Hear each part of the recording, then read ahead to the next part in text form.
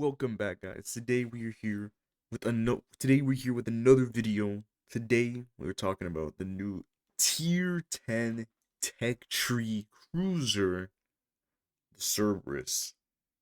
I know. I know not everybody has the highest of expectations for a new Tech Tree heavy cruiser. They tend to put it lightly, they tend to not do too well. The most recent of those being the Castilla line, and obviously Castilla being probably one of the worst ships in this game to ever exist. So yeah, there's that.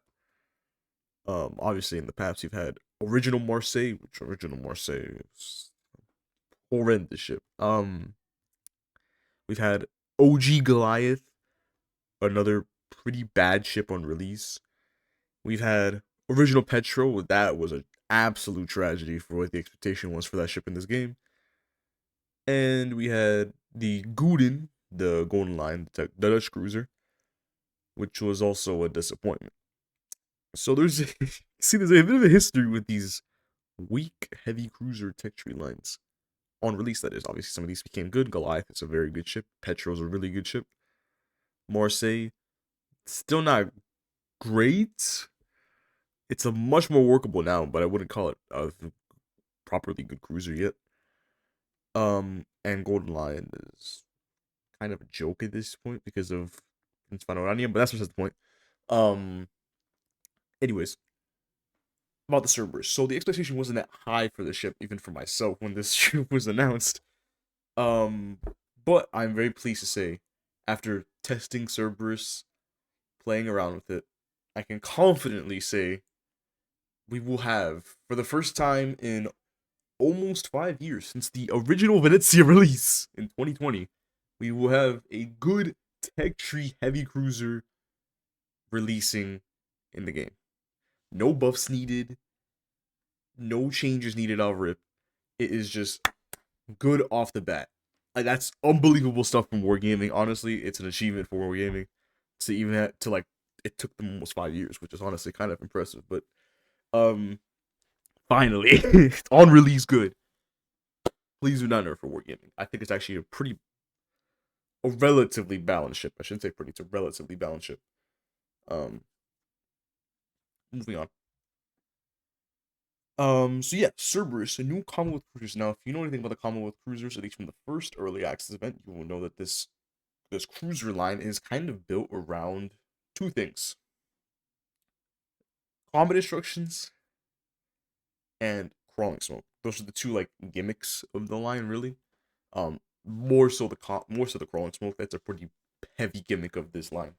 You have it from tier 6 all the way to 10, and you actually have levels of it because there's level 1 and level 2 crawling smokes. The cruiser crawling smokes specifically, because the normal crawling smokes from the Vampire 2 and the tier 9 premium, I forgot the name.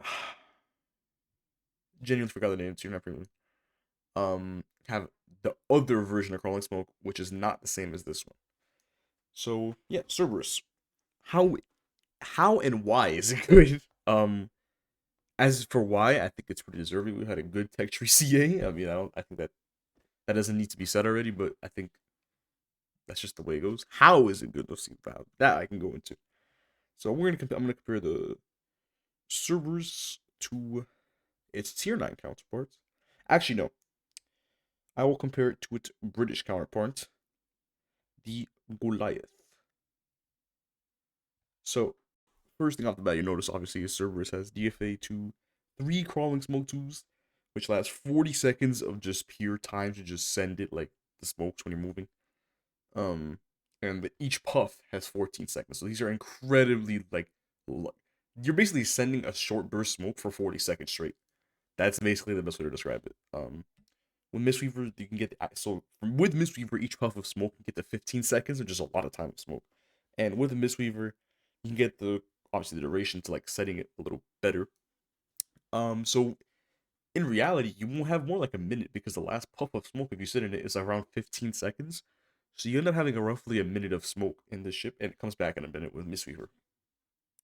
However, unlike normal crawling smoke, where you have to go half speed, in the Cerberus, you can go full speed. Now, it does decline I shouldn't say decline. It lowers your speed um a little bit, so you're not gonna be able to go to full speed, but like it's basically full speed, which is a huge advantage of this crawling smoke because it basically allows you to farm in smoke whilst being able to either slow down, speed up, and not really have much of a penalty for doing so.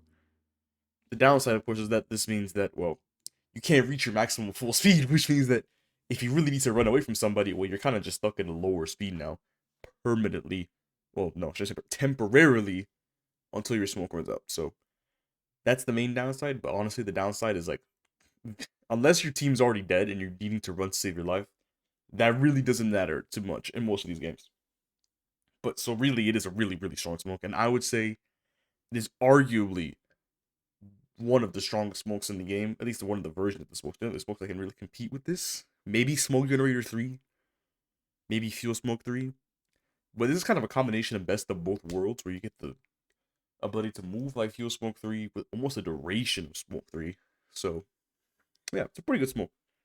And the common instructions, the other, thing I said the line was centered around since this line has it from tier 6. Oh, I think I should mention the crawling smokes from tier 5, not 6.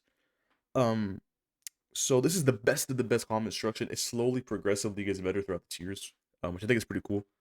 So you kind of get to slowly get a better common instruction the higher the tier. So it reduces your dispersion by 35%. 35% is a lot of dispersion.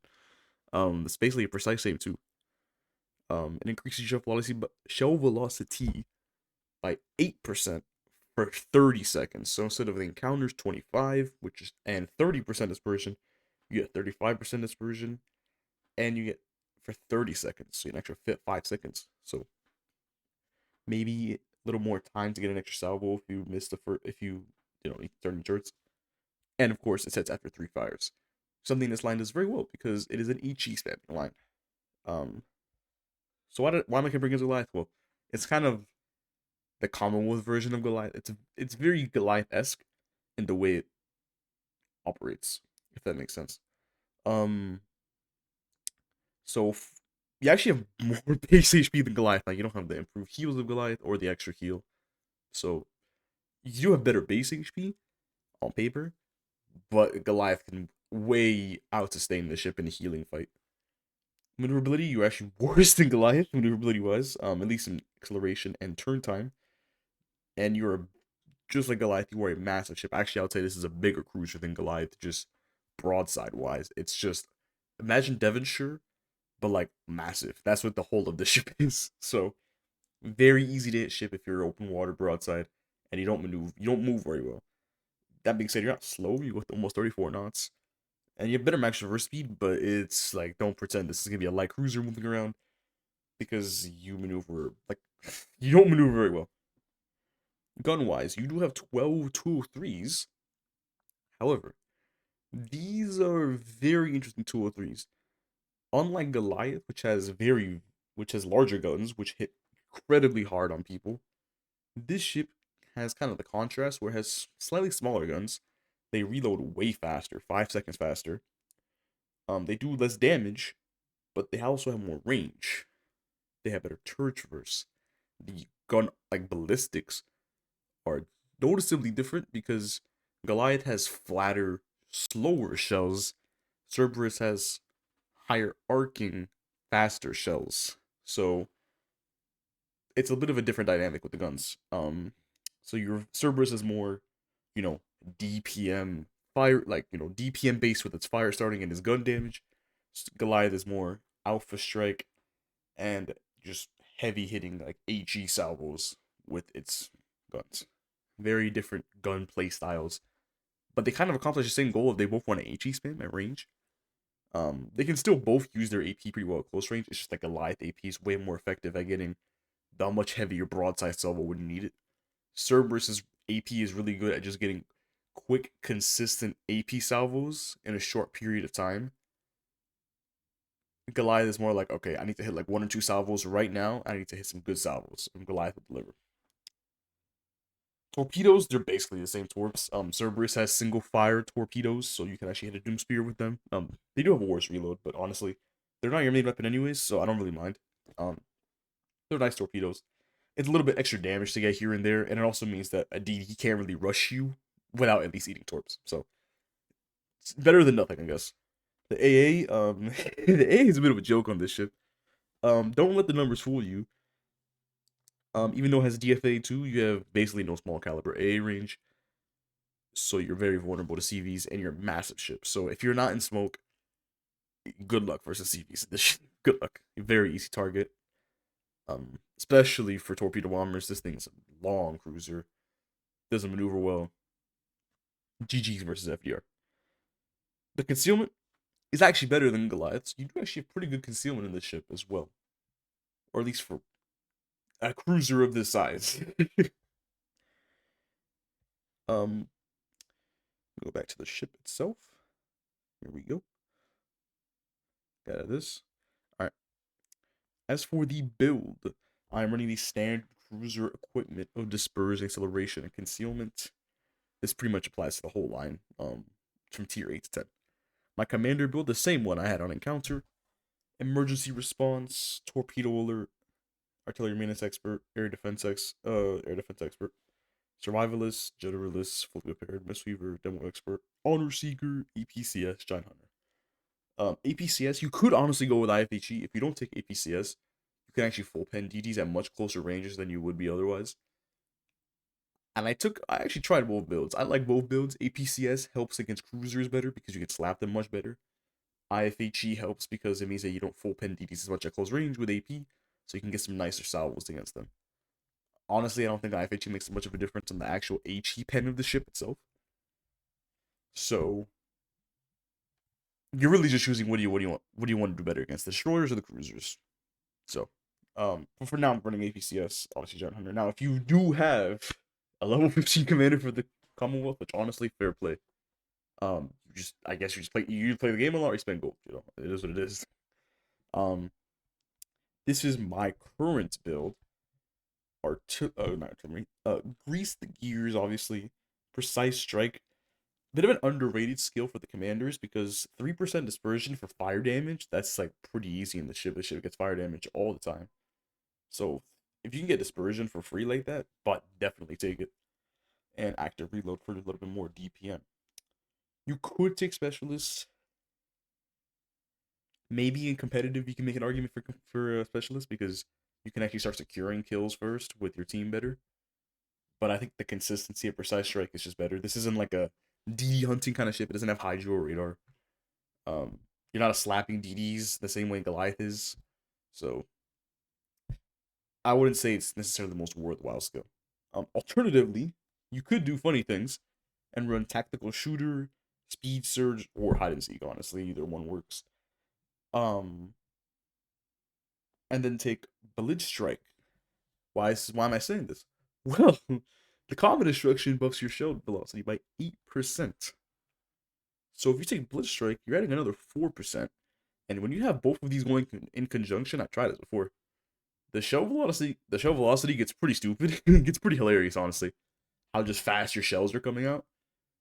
So it could be something to think about. But that's more of like a meme build. I wouldn't even call it a safer build because this is a pretty safe build in itself. You're taking a skill that you get already easily. Active reload, a skill you get very easily.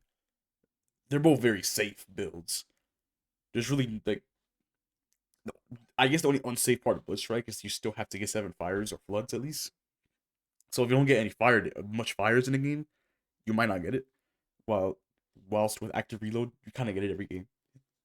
So just something to keep in mind. But that's for the very few who have level 15 commanders. As for the camos, this is the historical camo. I know it's a very bland camo. Trust me, it's it almost blends in with the water. It gives you main gun range, max traverse speed on the not max traverse speed, main battery traverse speed. That's a new one we haven't seen. Small caliber A range, max traverse speed. So it's an okay camo. Main battery traverse speed is new for this line. No camo has that yet, but 4% is 0.3 degrees of traverse. It's not really that much. AA range, forget about that. You can forget about that because the ship has basically no AA that matters. Max traverse speed. It's good, but this version would have been preferred here. Alternatively, you could run the neon lime green. I don't even know how else to describe Australia camo. Which if you are okay with seeing this permanently while playing the ship, you get 4% ship HP, 4% gun range, 4% AA range, 6%, my bad, 6% smoke generator action range. Now, smoke generator action range, I'm assuming that means the smoke puff itself. I don't have the exact details of what it actually means myself, but my guess is it just makes your puffs a little larger. So, so definitely could be useful. Definitely could be useful. As for the elite bonus, we have 4% gun range for the advanced gun director. You could take a elite gun operator, but honestly, don't miss the opportunity for range. Not every cruiser gets the luxury to have a 4% range elite bonus. So just take the range. Also, just better because with this skin, the camo, you get over 13 kilometers of range, which is a lot of range for a heavy cruiser that can HE spam, honestly. Not many heavy cruisers have this luxury to spam like this with this level of DPM. So, yeah. And yeah, that's off the builds. Oh, I guess we'll go over the battle orders just very quickly. 20 battles, 35 caps, 300 fires, 1.8 million damage, 145k in a battle. Pretty standard, easy stuff. Should be pretty simple to complete in this ship. That being said, let's move on to the gameplay. And here we are with the gameplay. I'm only gonna be using one game. It is a good game, but I'll be only using one game. There is a bot. I don't shoot the bot at all. The bot dies very fast in this match. So yeah, it's a good damage game. Also, I apologize in advance. You will have to be seeing this neon green camo in the game. Yeah, it's quite the camo. Yeah, quite the camouflage. Anyways, so as you can see, we have pretty standard MM. Honestly, I'm surprised there was no super ships because obviously this I gotta test the ship or the ship's coming out, I should say. Um, right around when super ships have just come out, like past 2 weeks or so. So kind of surprised to see no super ships here. I thought I'd see at least an Edgar. Um, I will be making a video on Zorky, by the way. I just need to figure out when to record, like, finish recording and editing that video. But moving on back to Cerberus. So I'm kind of moving into A flank here. I know there's DD here because this cap could not have gone flip that fast. I realized very quickly though, that most of the enemy BBs are going to B, so me sitting at A doesn't really accomplish much. I mean, obviously I can kill this DD, but I mean, my whole team's gonna die by the time I finish killing this DD. So it's at this point that I realized, okay, well, I kind of have to like start turning around. So obviously I slow down the dodge torps. I'm just kidding you. I'm using AP. If I had IFHE instead of APCS in this match, I probably could have done more. Well, that was just tragedy, but I could have done more against the Udaloy. With the AP, but as you guys see with this one, I actually get a few overpins. Yeah, there we go. So at range is not big of a problem, but at closer ranges you do notice the overpins. I think I actually get full pins here. Yeah. I'm just gonna go with the HE for the consistency of it when you have APCS against the shores. We only get one hits, but I'm gonna start rotating because I mean it's pretty much just Udaloy at this point at this side. And some people will say, "Why aren't you playing for the team?" Well, I mean, my battleship is chasing an Udaloy. So, well, actually, he's turning around now. Chasing Udaloy is not really going to accomplish anything in this match because Udaloy is a very good kiting destroyer with all his torpedoes, smokes, has good HE. It's a nuisance to kite to deal with the kiting wise, and we have no DDs to spot here as well, so we're not going to really accomplish much chasing this guy. So may as well just go to B, get some damage, and at least help out at B since our flank doesn't seem to be doing too well here. So we're going to push into this car, Johan. As you can see, I got a fire. The common destruction is charging up, and we got 2 fires, and it is fully charged up. So you can see it's pretty easy to charge it up, and now it is, technically speaking, RNG based. The other ones are not really RNG based, you just get hits. So for example, San Martin's common destructions is much easier to obtain on paper because, well, you just get main gun hits. But obviously, good RNG gets you a common destruction here, so you can technically get it faster in practice. Not necessarily, but what should be using here to get some better shell? I mean, look at how fast the shells are. Look at the shell velocity of this ship. Like, just Goliath, like, does not have the shell velocity. And the dispersion is really, really good with this common destruction. As you can see, we use a smoke there. You see we lose some speed. We go 27 knots instead of 33. But we can keep moving. This is the strength of this crawling smoke, is that we can kind of keep maneuvering, so we don't really lose our progress on this flank, so we can start moving up towards C now. I see the Minotaur, by the way. I was debating if I shoot the Minotaur, but I was like, okay, we gotta finish a Carl Johan, because if this guy doesn't die, we're gonna be in some serious trouble with my team. And I don't trust my team to kill with low health Carl Johan, to be quite honest. But now I see this Minotaur. Unfortunately, that guy damage controls.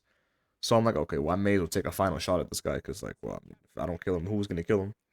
And we get the kill. Now we're gonna get a nice juicy shot at this Minotaur. It is still 203mm AP. Don't sleep on the AP on this ship. You know, hit a decent salvo on that guy. So yeah, don't sleep on the AP against cruisers. It can definitely do some work. And yeah, as you can see right there, tons of full pens. I thought it was done for here when I say Yamato, but then I realized I have crawling smoke, so we can just send crawling smoke and farm. Now, this guy does crash. I won't lie. He is crashed right now. You can see because his ship is staying still, but the waves are moving. So yeah, he's crashed. So we're just gonna farm him a little bit. I was debating if I should send a torp spread, because I don't know if he's gonna actually come back fast enough to like dodge it. But I was like, you know what, may as well. I mean, you can see we get some fires. When the fires do start kicking, they do start going pretty fast. I will say, Cerberus is a bit of a farming cruiser in the sense that you don't really play necessarily for just, you know, there he's back. You don't play just for the team in the ship, because its entire design is meant for just like HE ranged farming. I mean, you can get a little closer with crawling smoke, but it's really designed for HE farming. Maybe some AP here and there, but it's not really like a burst kind of ship. It's more of a, you know, it gets really high average damage. It just needs to get the momentum going. Once you can get the momentum, the ship farms pretty hard, as you can see here against this Yamato. Rest in peace, Yamato. I mean, I know he was AFK. Also, I broke that guy's engine with my main guns. I've never seen that before in the ship. And we just have so much HP that, honestly, it's very hard to one-shot the ship in most battleships, because you have so much HP. Now, this doesn't mean that you should get broadside to everybody in your Cerberus, but it means that you have enough HP to make one mistake, maybe, and get away with it. But making more than 1 or 2 mistakes, you're gonna die in the ship. You're gonna be punished very heavily, because the ship is pretty tall out of the water, as you can see, and it does not maneuver very well. But yeah, you can see we're just, you know, 140. We have pretty good damage still with a minute left. It does have a lot of farming potential. And if you get to find just about like I did this game, where you get to find just the battleships, I mean, you can get some serious fire damage winning the ship. Like 30k, 40k fire damage games are not abnormal in this ship. And yeah, there's another fire. I mean, the fire starting, it's really, really good. It's a fun ship. So honestly, personally, I'm very satisfied and happy with the ship. I think Wargaming did a good job with this ship. I think it is a relatively well-balanced ship. It can get kind of annoying to face, because obviously it's HE spam, but it's not like crazy amounts that you can't kill the ship, right? Obviously, it's a very big ship, easy target, so good job, Wargaming. Good job. I'll fair play to Wargaming. Fair play. Hopefully they fix the other heavy cruisers, though. So, yeah. That'll be it for me with the Cerberus. And, yeah, I'll see you guys next time.